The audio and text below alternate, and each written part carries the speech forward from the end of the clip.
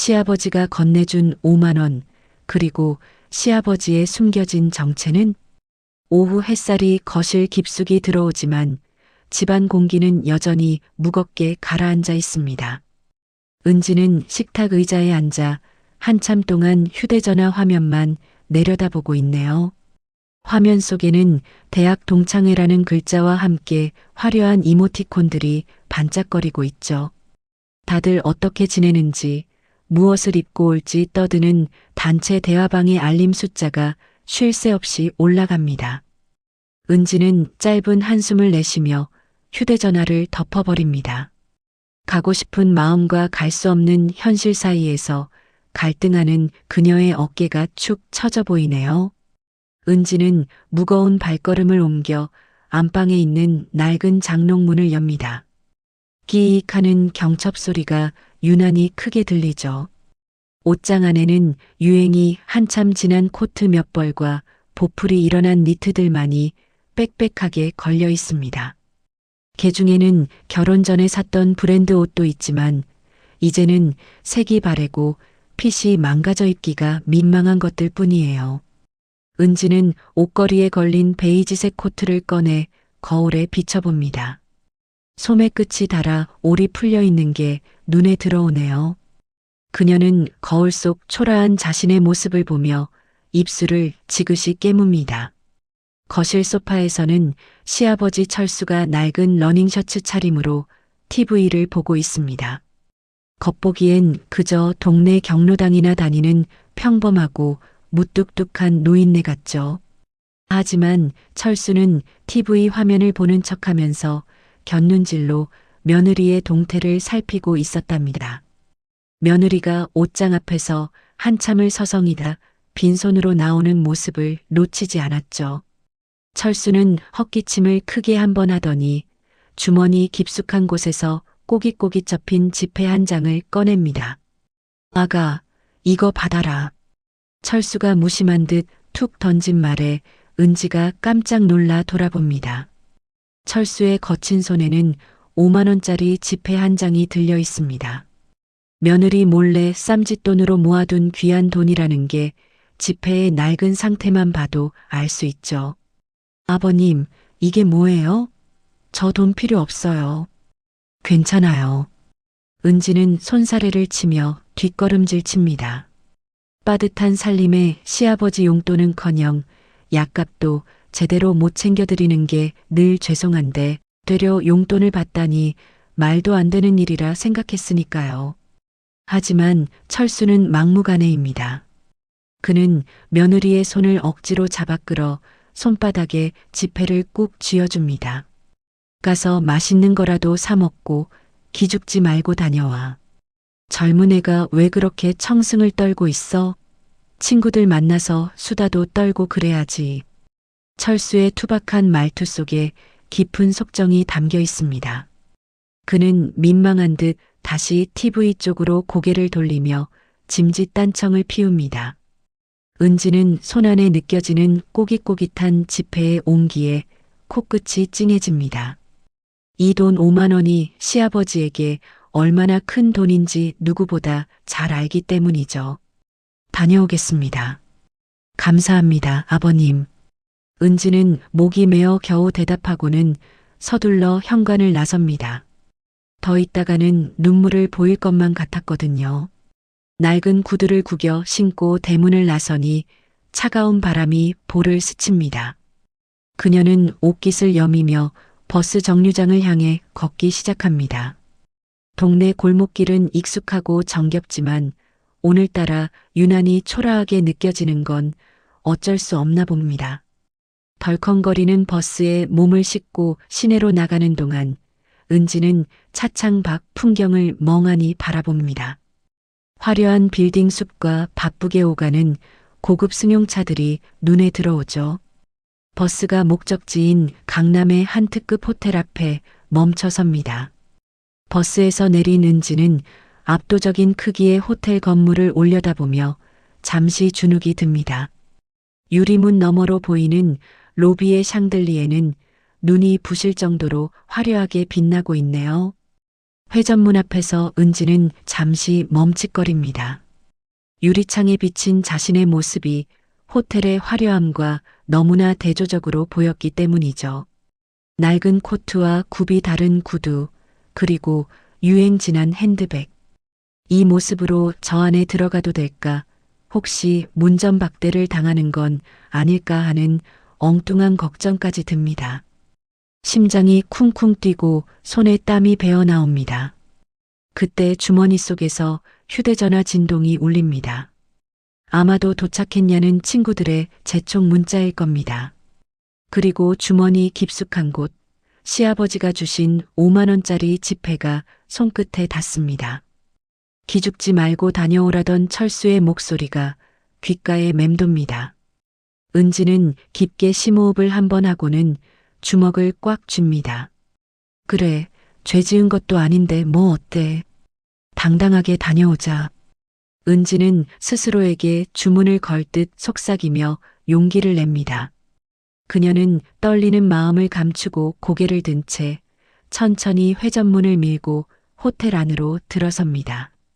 화려한 불빛이 쏟아지는 로비로 발을 내딛는 은지의 뒷모습이 어딘가 위태로워 보이면서도 한편으로는 결의에 차 보입니다.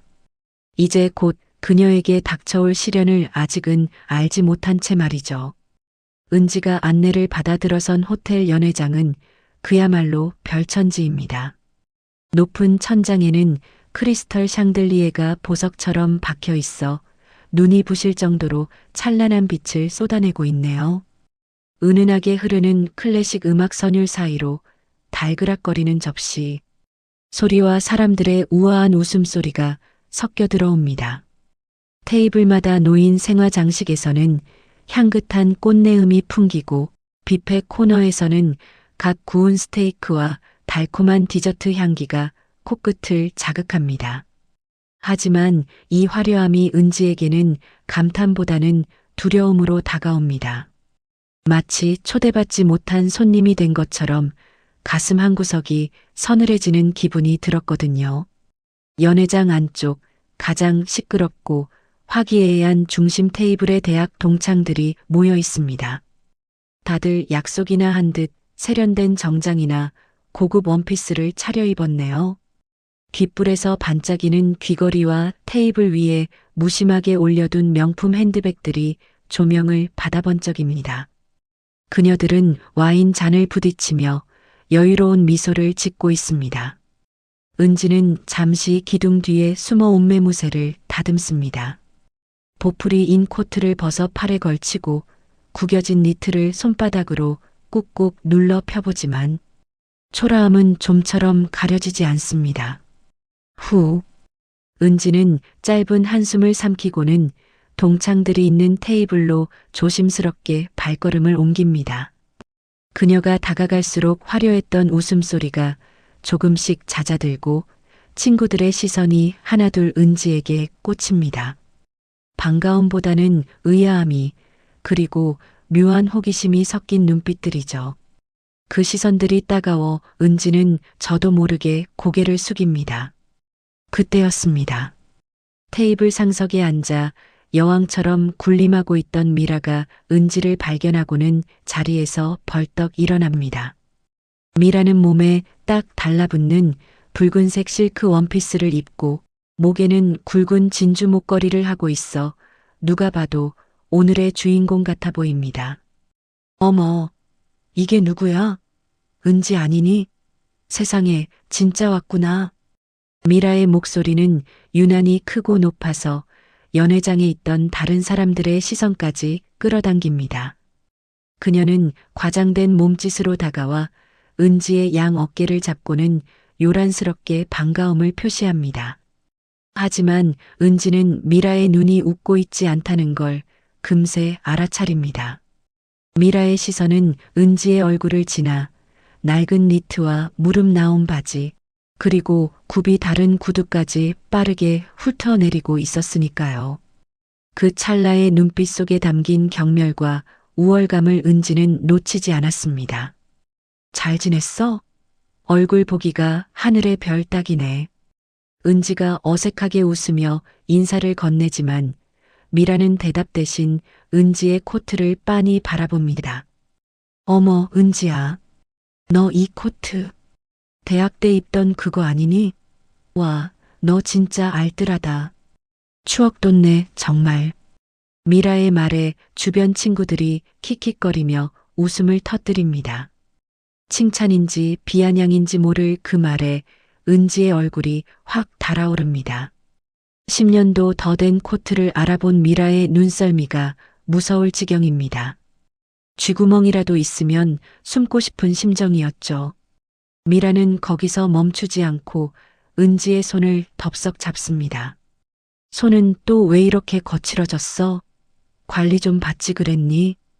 우리 나이엔 손만 봐도 고생하는지 아닌지 다 안다잖아. 미라의 하얗고 고운 손과 은지의 트고 거칠어진 손이 극명하게 대비됩니다. 은지는 화들짝 놀라 손을 빼내려 했지만 미라는 보란 듯이 꽉 잡고 놓아주지 않습니다. 마치 전시품을 구경시키듯 친구들에게 은지의 손을 보여주고 있는 것 같습니다. 주변 친구들은 안타깝다는 표정을 짓지만 그 눈빛 속에는 나는 저렇게 살지 않아서 다행이다라는 안도감이 서려 있는 듯합니다. 자, 서 있지 말고 여기 앉아. 오늘 회비는 걱정 말고 그냥 편하게 먹고 가. 미라가 선심 쓰듯 은지를 구석진 빈자리로 안내합니다. 회비 걱정 말라는 말이 뼈 있는 가시처럼 은지의 가슴을 찌릅니다. 자리에 앉은 은지는 식탁보 아래로 거친 손을 숨깁니다. 주눅이 들어 어깨가 잔뜩 굽어 있네요. 친구들은 다시 자기들끼리의 대화로 돌아갑니다. 남편의 승진, 아이의 국제학교 입학, 최근에 바꾼 차 이야기들이 쉴 새 없이 오갑니다. 은지는 그 대화에 끼어들 틈도 끼어들 자신도 없습니다. 눈앞에는 윤기가 흐르는 초밥과 육즙이 가득한 갈비가 놓여 있지만 은지에게는 그저 그림의 떡일 뿐입니다. 긴장과 수치심 때문에 위장이 딱딱하게 굳어버린 것 같거든요. 화려한 조명 아래서 은지는 철저히 혼자라고 느낍니다. 이 자리에 오는 게 아니었다는 후회가 밀물처럼 밀려오지만 지금 당장 일어나 나갈 용기조차 나지 않습니다. 미라의 날카로운 웃음소리가 은지의 귓가를 맴돌며 그녀를 더욱 작아지게 만들고 있습니다. 테이블 위에는 최고급 요리들이 화려하게 차려졌지만 은지의 접시는 여전히 깨끗하기만 합니다. 달그락거리는 포크와 나이프 소리 사이로 미라의 목소리만 유독 크고 날카롭게 울려 퍼지고 있네요. 미라는 와인 잔을 우아하게 흔들며 자신의 남편이 운영하는 프랜차이즈 사업이 얼마나 승승장구하고 있는지 쉴 새 없이 늘어놓습니다. 50호점을 돌파했다느니 월 매출이 얼마라느니 하는 이야기들에 친구들은 부러움 섞인 탄성을 지르며 맞장구를 칩니다. 은지는 그 대화에 끼어들지 못한 채 애꿎은 물잔만 만지작거리며 시선을 아래로 떨어뜨리고 있습니다. 한창 자기 자랑에 열을 올리던 미라가 갑자기 화제를 돌려 은지를 빤히 쳐다봅니다. 마치 먹잇감을 발견한 맹수처럼 눈빛이 반짝거리고 있죠. 참, 은지야. 너희 남편은 아직도 집에서 쉬니? 지난번에 사업 크게 말아먹었다는 소문 들었는데 아직 복구 못했어? 순간 시끌벅적하던 테이블 주변에 찬물을 끼얹은 듯 정적이 흐릅니다. 친구들의 시선이 일제히 은지에게 쏠리고 은지의 얼굴은 순식간에 홍당무처럼 붉게 달아오릅니다. 남의 불행을 안주 삼아 씹어대는 미라의 태도가 너무나 노골적이라 듣는 사람조차 민망할 지경입니다. 아, 응, 지금 다시 준비 중이야. 곧 좋아지겠지. 은지는 기어들가는 목소리로 겨우 대답하며 애써 태연한 척 미소를 지어 보입니다.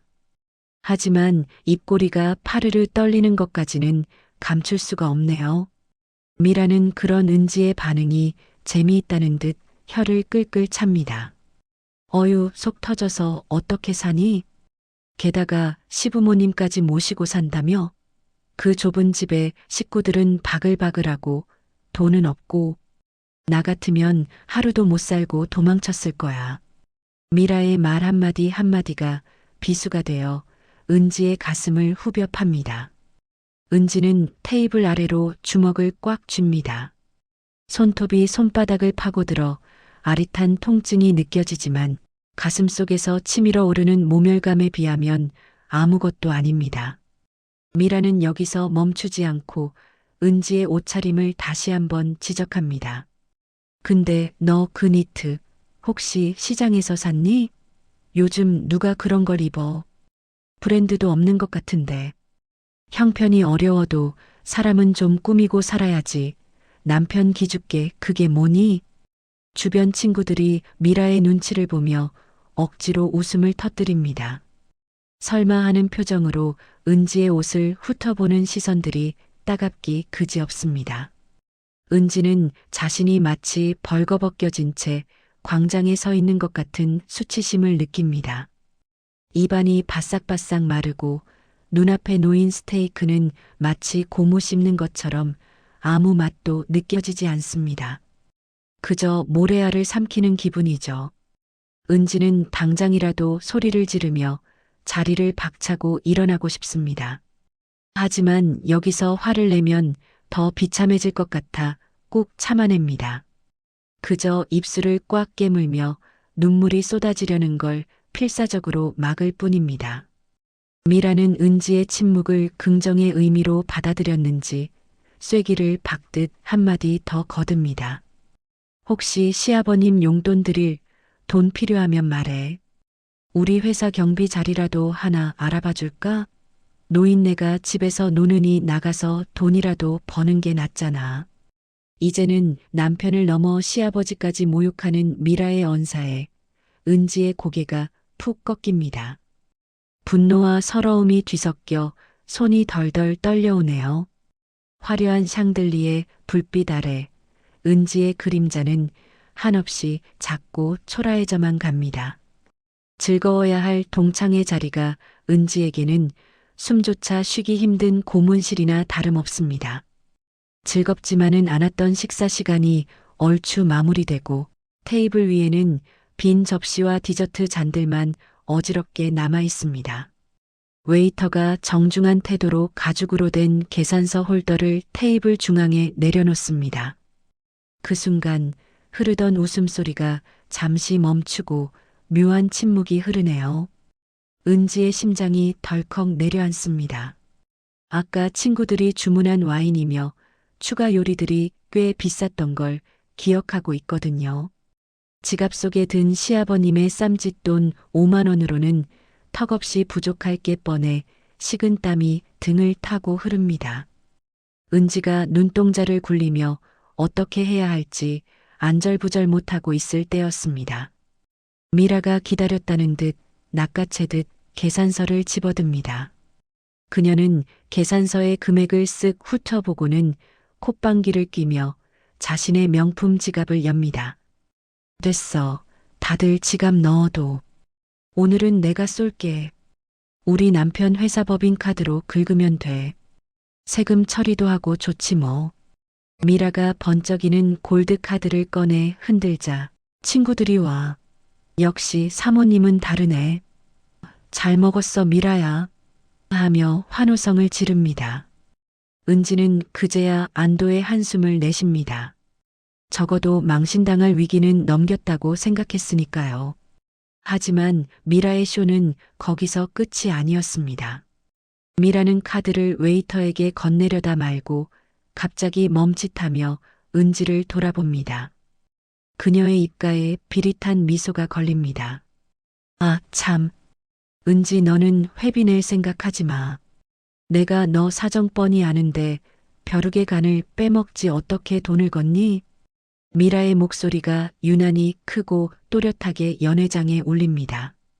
친구들의 환호성이 뚝 끊기고 시선이 다시 은지에게로 집중됩니다. 은지의 얼굴이 수치심으로 하얗게 질립니다. 그냥 조용히 넘어가도 될 일을 굳이 들추어내는 미라의 저의가 너무나 투명했기 때문이죠. 미라는 지갑에서 5만 원짜리 지폐 두어 장을 꺼내 테이블 위에 툭 던집니다. 마치 적선하듯 말이죠. 이건 차비나 해. 그리고 남는 돈 있으면 시아버님 약값이나 보태드려. 그 연세엔 골골하셔서 병원비도 만만치 않을 텐데 며느리로서 도리는 해야지. 순간 은지의 머릿속에서 무언가가 툭 하고 끊어지는 소리가 들립니다.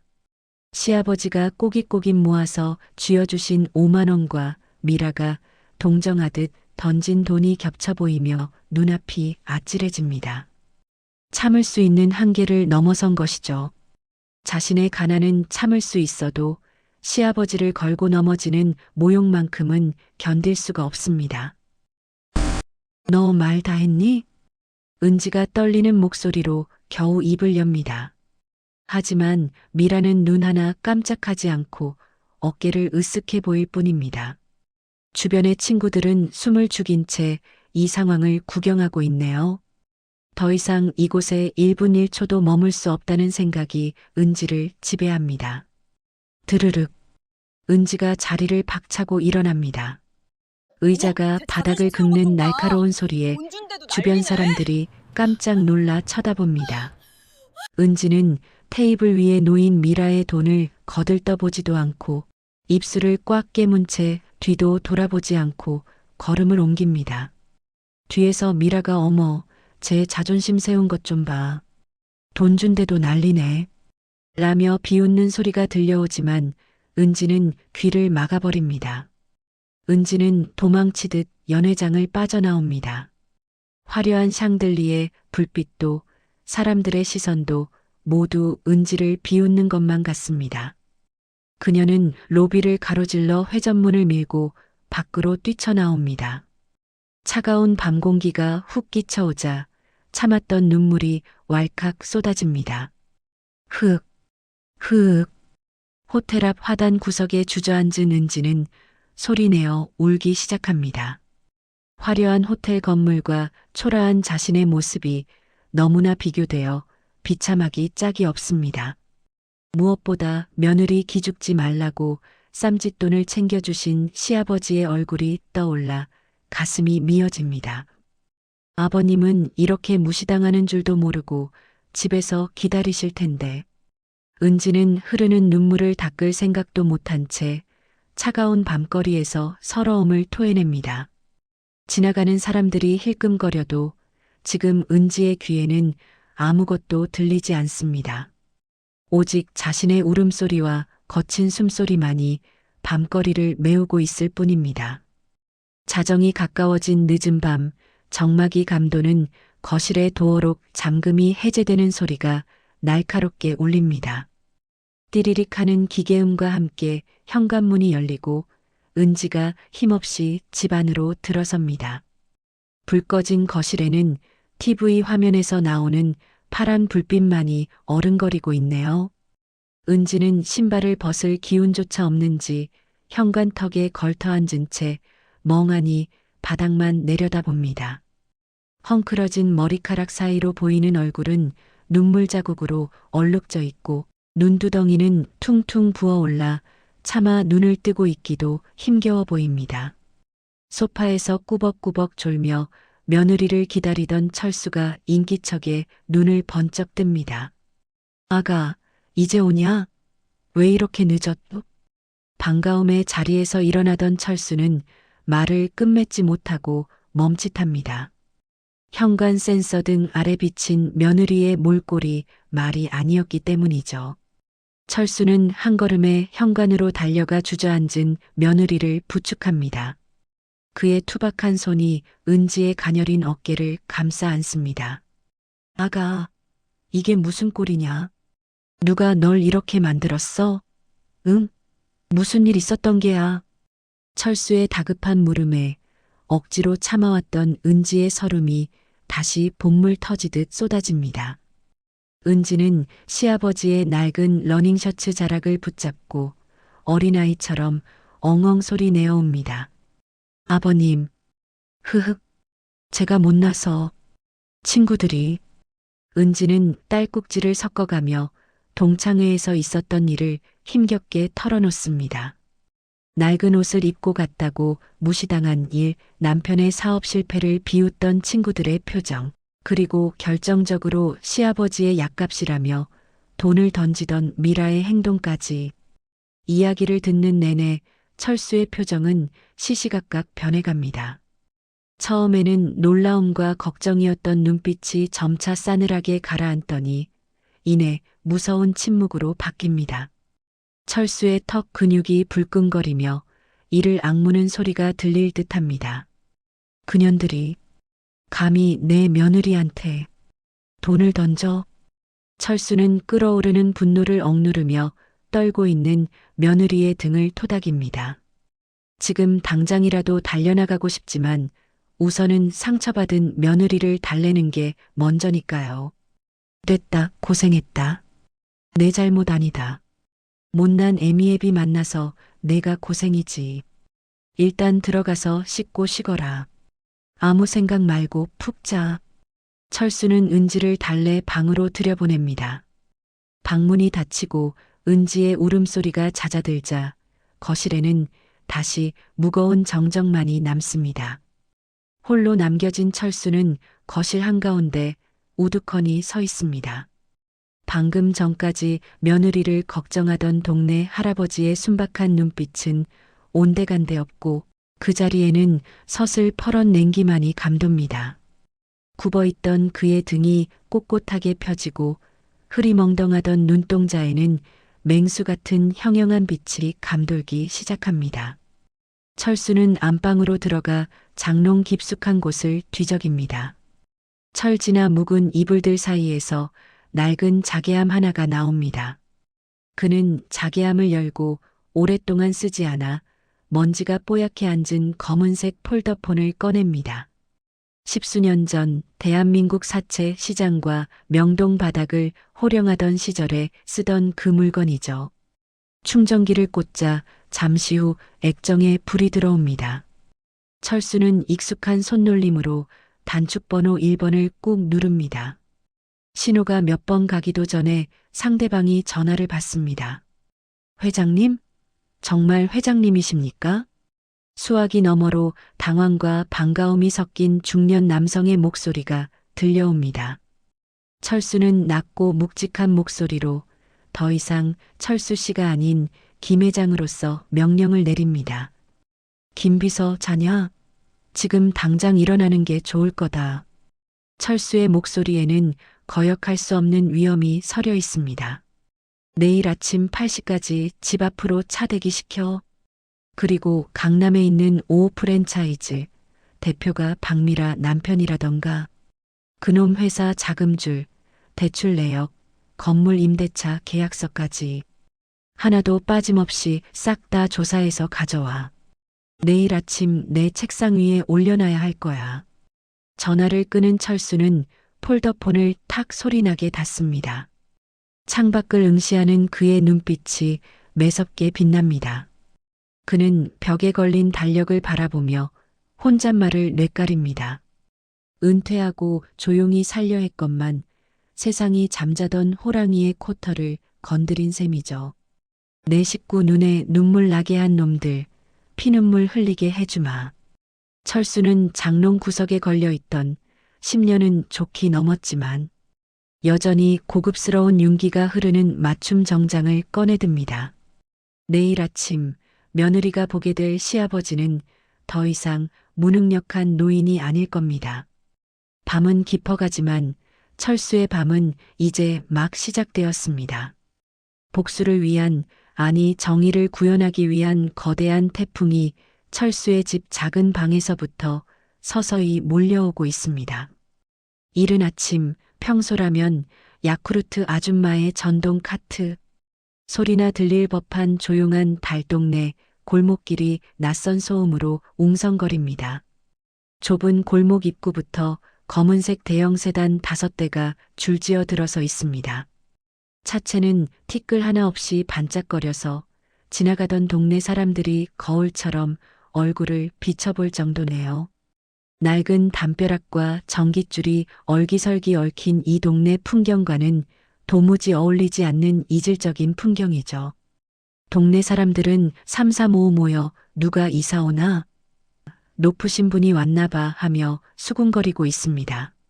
그때 철수의 집 대문이 활짝 열립니다. 제일 먼저 나온 사람은 다름 아닌 철수입니다. 그런데 우리가 알던 그 철수가 맞나요? 늘 입던 늘어난 러닝 셔츠와 구멍난 양말은 온데간데 없습니다. 대신 짙은 네이비색 맞춤 정장을 차려입고 머리는 포마드를 발라 깔끔하게 빗어 넘겼습니다. 백발의 머리카락이 중후한 멋을 풍기고 구두는 파리가 낙상할 정도로 광이 납니다. 그 뒤를 따르는 은지는 어리둥절한 표정으로 주위를 두리번거리고 있습니다. 밤새 울어 퉁퉁 부은 눈을 제대로 뜨지도 못한 채 갑자기 차려입고 나오라는 시아버지의 성화에 얼떨결에 끌려 나온 모양입니다. 철수가 대문 밖으로 발을 내딛자 대기하고 있던 검은 양복의 사내들이 일제히 허리를 90도로 숙입니다. 회장님, 모시러 왔습니다. 골목이 쩌렁쩌렁 울릴 만큼 우렁찬 목소리입니다. 은지는 너무 놀라 입을 다물지 못하고 뒷걸음질 칩니다. 동네 사람들도 눈이 휘둥그레져서 입을 떡 벌리고 있네요. 맨 앞에 서 있던 중년의 남성 김 비서실장이 다가와 철수에게 정중히 차 문을 열어줍니다. 오랜만에 뵙습니다, 회장님. 이동하시죠. 철수는 고개만 까닥하고는 멍하니 서 있는 은지의 손을 잡습니다. 타라. 갈 데가 있다. 아, 아버님? 이게 다 뭐예요? 회장님이라니요? 은지는 꿈을 꾸는 것만 같아 시아버지의 소매를 꼭 붙잡고 묻습니다. 철수는 빙그레 웃으며 은지를 뒷좌석에 밀어넣습니다. 푹신한 가죽 시트의 감촉과 은은한 가죽 냄새가 낯설게 느껴지죠.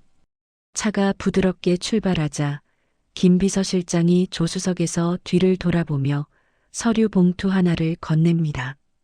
지시하신 미라푸드 및 대표 박민석에 대한 조사보고서입니다. 철수는 돋보기 안경을 꺼내 쓰고 서류를 꼼꼼히 훑어봅니다. 서류장 넘어가는 소리만 차 안을 채우네요. 은지는 옆에서 숨도 크게 쉬지 못하고 시아버지의 눈치만 살핍니다.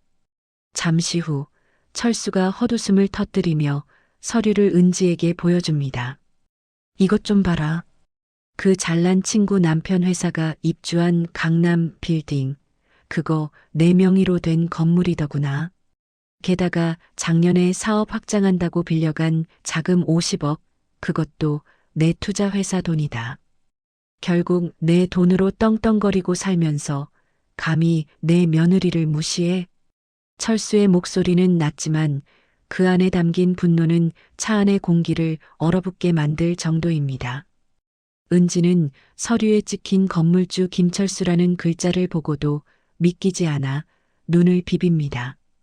시아버지가 단순히 돈 좀 있는 노인이 아니라 기업의 생사여 탈권을 쥔 거물이었다는 사실에 머릿속이 하얗게 변합니다. 차량 행렬은 꽉 막힌 출근길 도로를 뚫고 강남의 중심가로 진입합니다.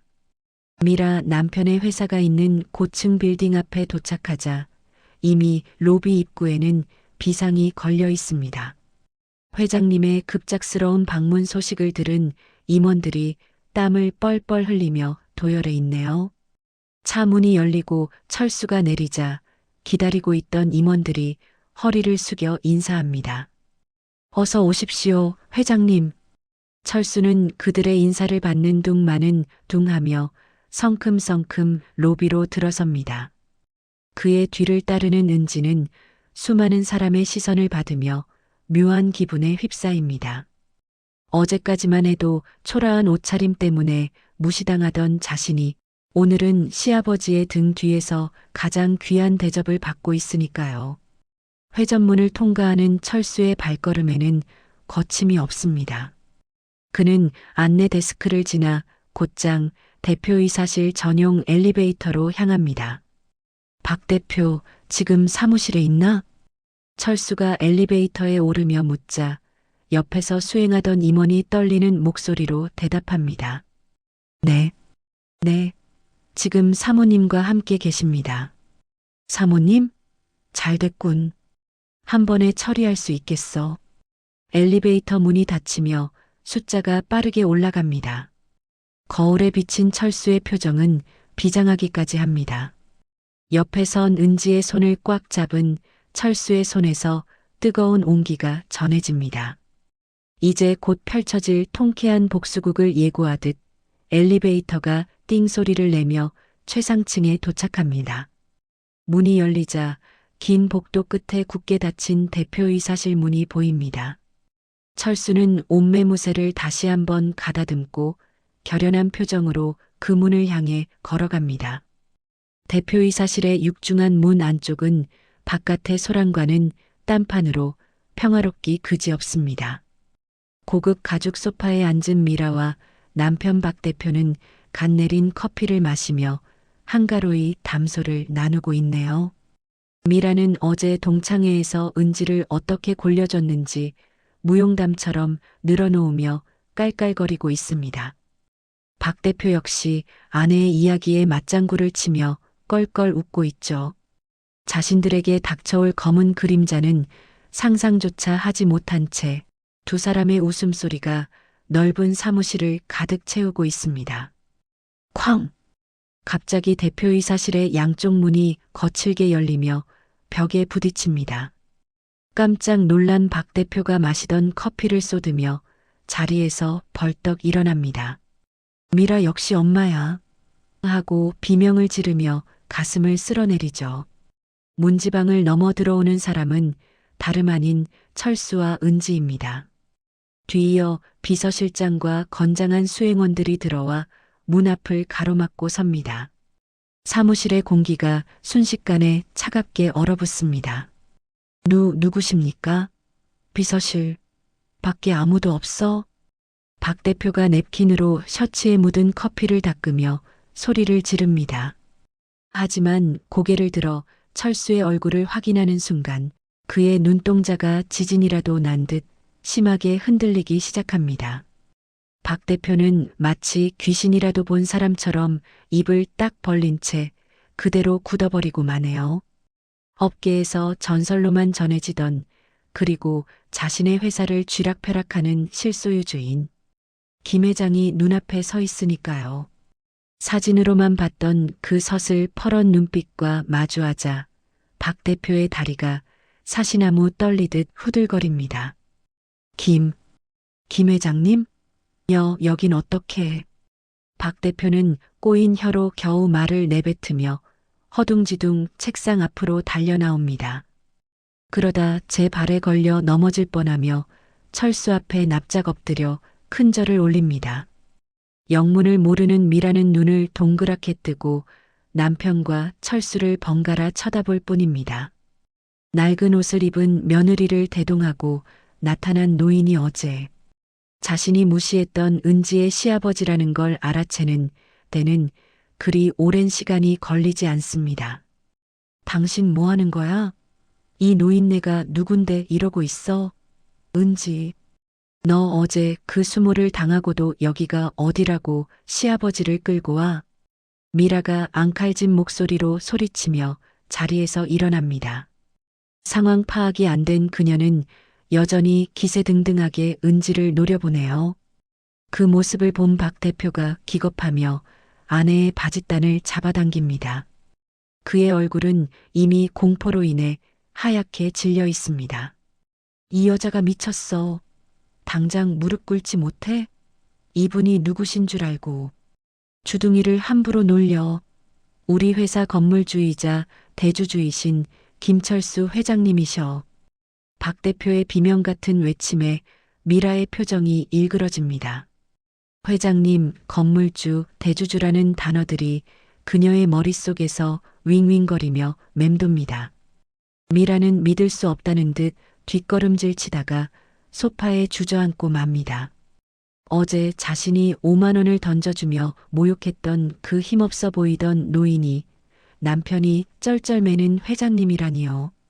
미라의 시선이 철수의 싸늘한 눈빛과 마주치자 등줄기에 식은 땀이 비 오듯 쏟아집니다. 철수는 천천히 걸어가 상석인 소파 정중앙에 다리를 꼬고 앉습니다. 그는 지팡이로 바닥을 톡 두드리며 박 대표와 미라를 번갈아 쳐다봅니다. 아무 말 없이 바라보는 그 침묵이 100마디 호통보다 더 무겁게 두 사람을 짓누릅니다. 자네가 박 대표인가? 내 돈 가져다가 사업은 잘하고 있고? 철수의 나직한 물음에 박 대표는 바닥에 머리를 박은 채 덜덜 떱니다. 죽을 죄를 지었습니다. 회장님, 제 아내가 사람을 몰라보고 제발 한 번만 용서해 주십시오. 철수는 코웃음을 치며 품 안에서 어제 미라가 던져줬던 5만 원짜리 지폐 몇 장을 꺼내 테이블 위에 올려놓습니다. 내 며느리가 돈이 없지 가오가 없냐? 어디서 감히 내 사람한테 돈질이야. 내 돈으로 호의호식하는 주제에 주인을 물려고 들어? 철수의 호통이 사무실을 쩌렁쩌렁 울립니다. 미라는 그제야 사태의 심각성을 깨닫고 소파에서 내려와 바닥으로 기어 내려옵니다. 그녀의 자존심이자 자랑이었던 명품 옷이 바닥 먼지와 뒤엉키지만 지금 그런 걸 신경 쓸 겨를이 없습니다. 회장님, 아니 아버님, 제가 죽을 죄를 지었어요. 모르고 그랬어요. 정말 몰랐어요. 미라는 손이 발이 되도록 빌며 눈물을 쏟습니다. 화장은 눈물에 번져 흉하게 얼룩지고 어제 동창회에서 보여줬던 도도함은 눈 씻고 찾아볼 수도 없네요. 철수는 차가운 눈으로 미라를 내려다보다가 옆에 서 있는 은지를 가리킵니다. 나한테 빌 거 없다. 내 며느리한테 사과해. 제대로 용서받지 못하면 내일 당장 이 건물에서 방 빼고 투자금 전액 상환해야 할 거다. 그 말은 곧 파산 선고나 다름없습니다. 미라는 무릎으로 기어 은지의 발 앞으로 다가갑니다. 은지는 얼떨떨한 표정으로 자신의 발밑에 엎드린 미라를 내려다봅니다. 어제까지만 해도 자신을 벌레 보듯 하던 친구가 지금은 살려달라고 애원하고 있는 이 상황이 비현실적으로 느껴집니다. 은지야, 내가 미쳤었나 봐. 정말 미안해. 제발 한 번만 봐줘. 우리 남편 회사 망하면 나 진짜 죽어. 응? 친구 좋다는 게 뭐니? 미라가 은지의 낡은 바짓단을 붙잡고 애원합니다. 은지는 잠시 망설이다가 곁에서 든든하게 지켜보고 있는 시아버지를 바라봅니다. 철수는 내가 하고 싶은 대로 하라는 듯 고개를 끄덕여줍니다. 은지는 깊은 숨을 내쉬며 미라의 손을 뿌리칩니다. 통쾌함보다는 씁쓸함이 앞서지만 가슴 한구석을 꽉 막고 있던 체증이 쑥 내려가는 기분이 듭니다. 미라야, 돈이 사람의 급을 나누는 게 아니야. 다시는 사람 마음에 못 박지 마.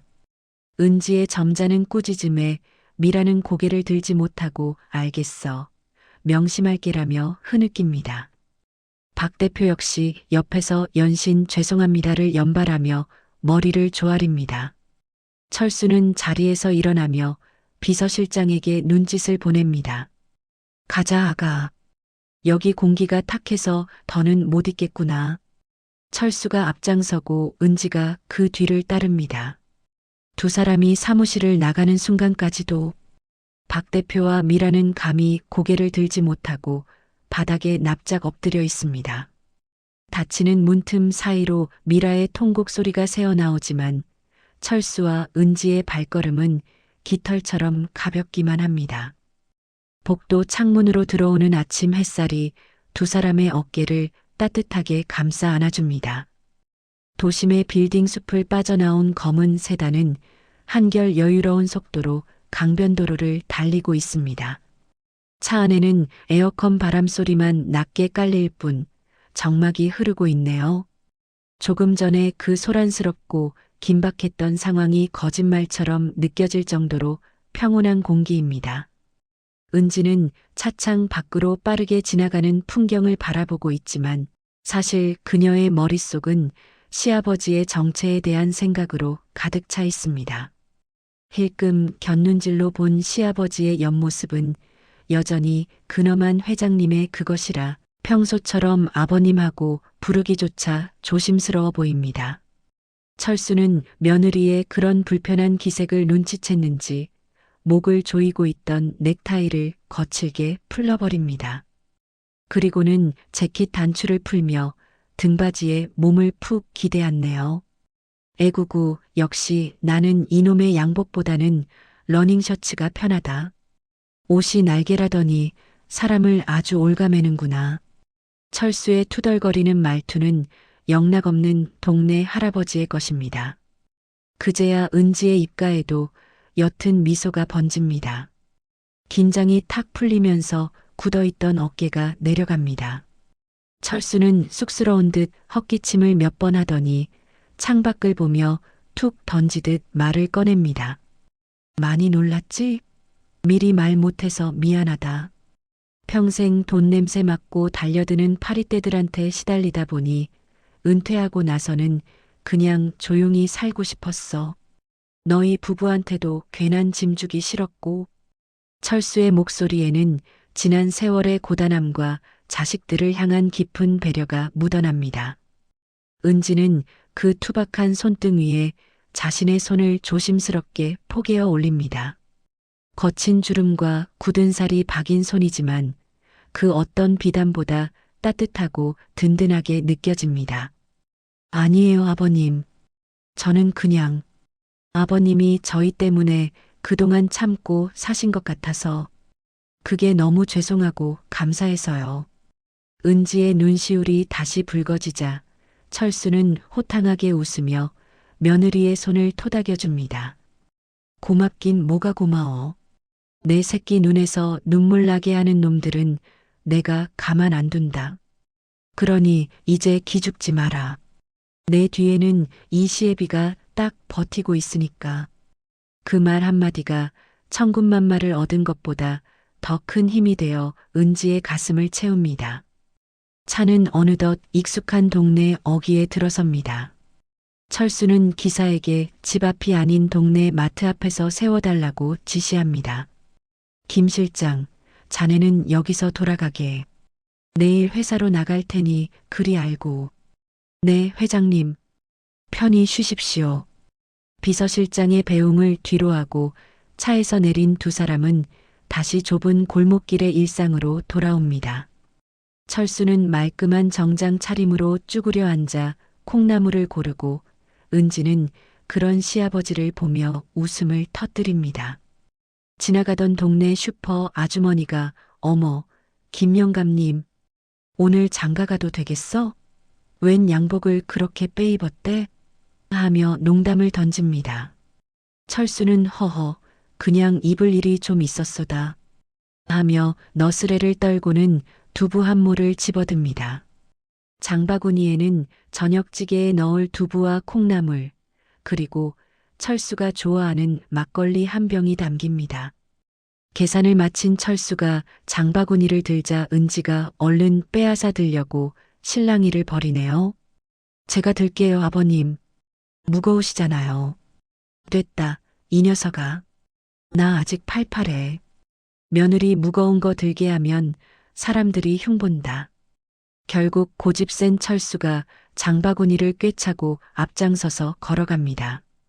해가 뉘엿뉘엿 저물어가는 골목길, 길게 늘어진 두 사람의 그림자가 나란히 걷고 있습니다. 낡은 담벼락 위로 노을빛이 주황색 물감을 풀어놓은 듯 따뜻하게 번져갑니다. 앞서 걷는 철수의 등은 어제보다 훨씬 넓고 커 보입니다.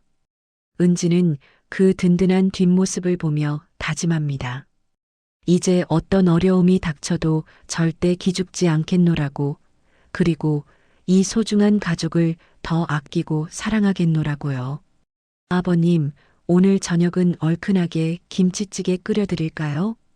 은지가 명랑한 목소리로 묻자 철수가 뒤를 돌아보며 환하게 웃습니다. 그거 좋지. 두부 숭덩숭덩 썰어넣고 말이야.